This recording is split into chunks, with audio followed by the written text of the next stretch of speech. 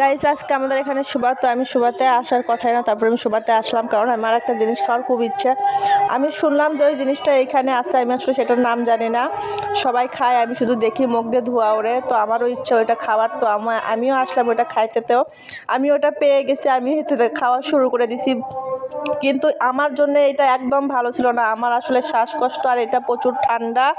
তারপরেও আমি খাইছি যে এটার আসলে কীরকম স্বাদ লাগে। তো আমার জন্য এটা একদম বাজে, এটা খাওয়ার পরে আমার প্রচুর শ্বাসকষ্ট উঠে গেছে, যা বলার মতো না।